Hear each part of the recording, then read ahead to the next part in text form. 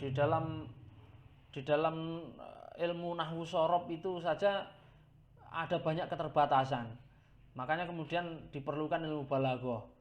Jadi al-ma'u minal ma'i, kalau itu di ilmu nahwu shorof tidak bisa menyentuh wilayah itu. Al-ma'u minal ma'i, air itu berasal dari air. Ini sing cah pondok sing belajar fikih mesti ngerti. Al-ma'u minal ma'i ini maksudnya apa? Inilah yang keterbatasan di dalam ilmu nahwu shorof itu seperti ini. Maka harus dilengkapi dengan ilmu balaghah. Balaghah saja juga belum cukup, harus disempurnakan dengan logika atau ilmu mantek.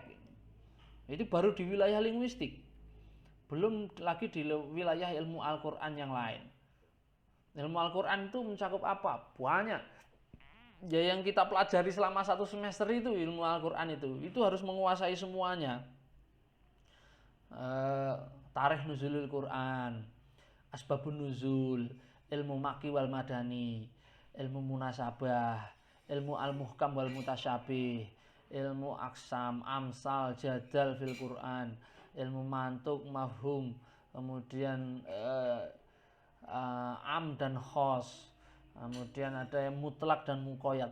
Ini kan ilmu-ilmu Al-Quran sedemikian rumit ini, ilmu qiraat, ilmu rasm usmani, ilmu tajwid, dan masih banyak lagi ilmu Al-Quran lainnya yang belum saya sebutkan di sini.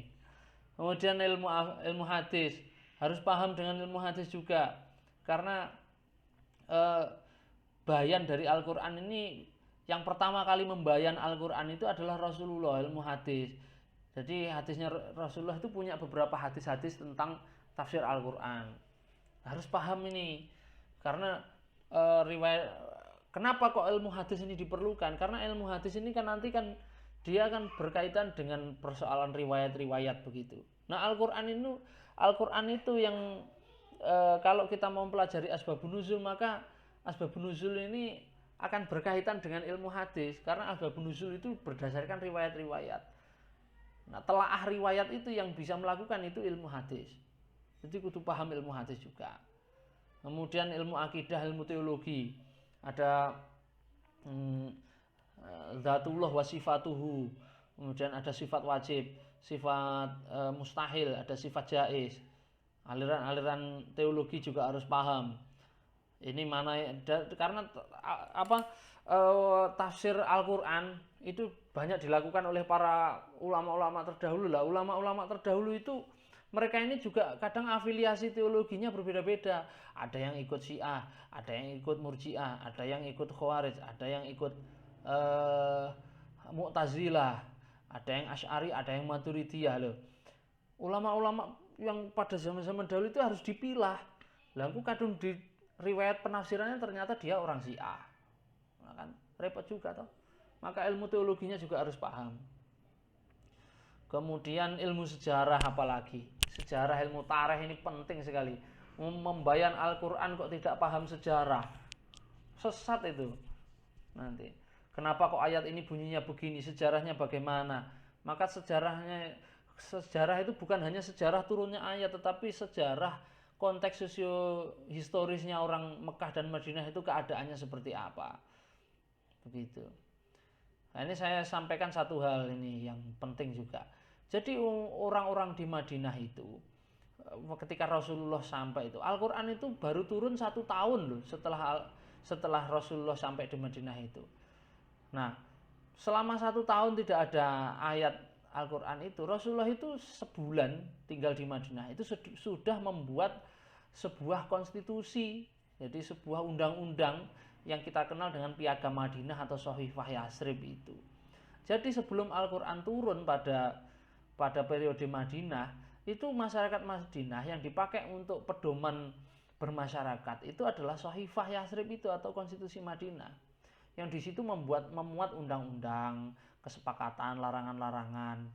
Nah, ayat-ayat Al-Quran yang turun setelah periode Madinah itu di 1 tahun itu selalu berkaitan atau mengacu pada konstitusi yang dibuat oleh Nabi Muhammad itu. Kalau tidak percaya silahkan dibaca itu. Banyak ayat-ayat Al-Quran itu yang berkaitan dengan hukum-hukum peperangan, kesepakatan peperangan. Ada yang Al-Quran itu menyindir tentang orang-orang yang melanggar kesepakatan dari konstitusi Madinah itu. Banyak itu. Jadi kita bisa memetakan bahwa ayat-ayat Al-Quran itu dialektis sekali. Nah ini kalau tidak dipahami, sejarah ini tidak dipahami, maka kita ini akan buta gitu loh. Pemahaman kita terhadap Al-Quran itu akan buta konteks dan akan ngawur serampangan kemana-mana gitu. Terus dan disiplin-disiplin ilmu yang terkait. Nah ini salah satu contoh kitab tafsir birro'i. Jadi tafsir yang di dalamnya sudah mengandung ijtihadnya mufasirnya.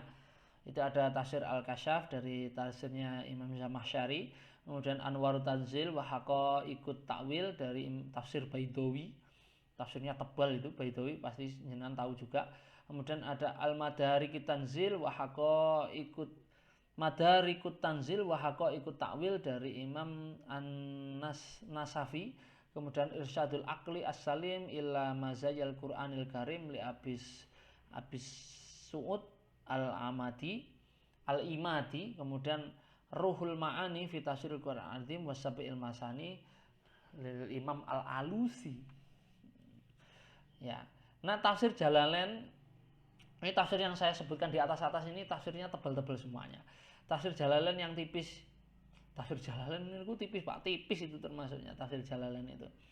Tafsir Jalalain yang populer di pesantren yang biasa kita kaji itu juga termasuk dalam kriteria tafsir birro'i. Jadi ada ijtihad dari Imam Jalaluddin Asyuti dan Jalaluddin Al-Mahali di dalam kitab itu. Contohnya misalkan di surat Al-Kahfi ya, itu ada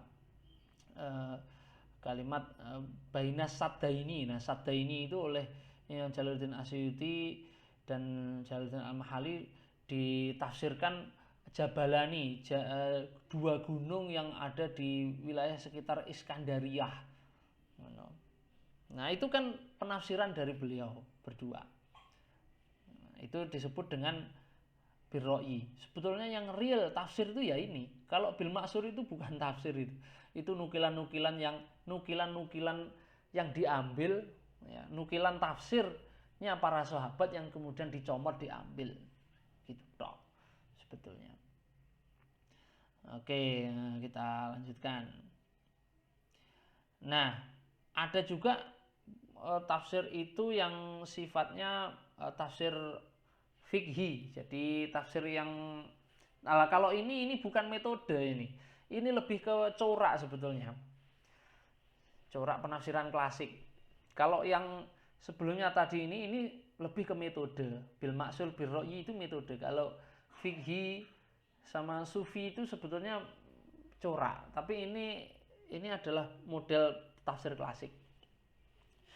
Pola penafsiran ini menekankan pada ayat-ayat yang bersifat muhkam. Sehingga tafsir ini mencoba untuk menggali makna Quran itu mencapai suatu istimbat hukum yang kemudian diaplikasikan pada tataran syariat. Atau tafsirnya itu fikih minded. Jadi ada persoalan apa di dalam Al-Quran itu ditafsirkan secara perspektif fikih, cara pandang fikih. Persoalannya adalah tidak semua ayat Quran itu kan melulu bicara soal ayat ahkam. Ayat ahkam itu loh hanya berapa persen, 10 lebih sedikit paling dari Al-Quran. Gitu. Nah, tapi kalau seluruh Al-Quran itu ditafsiri secara fikih, nanti repot kalau ayat-ayat itu tidak ngomong fikih sama sekali. Itu ditafsirkannya ya menjadi agak garing gimana begitu akhirnya. Nah, contoh ayat tafsir ahkam itu ini Jami'ul Ahkamil Quran dari Imam Qurtubi. Tafsirnya Qurtubi. Sampean mungkin di pondok sudah ada yang pernah mengkaji tafsir Qurtubi. Nah, tafsir Qurtubi itu coraknya ahkam dia, fikih. Sama Ahkamul Quran li Abi Bakar Ar-Razi, tafsir Ar-Razi. Itu coraknya lebih fikih juga. Kemudian ada pola tafsir isyari atau tafsir sufi. Nah, pola penafsiran ini merupakan respon dari corak penafsiran fikih. Karena fikih itu kan hanya menyentuh wilayah-wilayah lahiriah atau aspek formal syariat.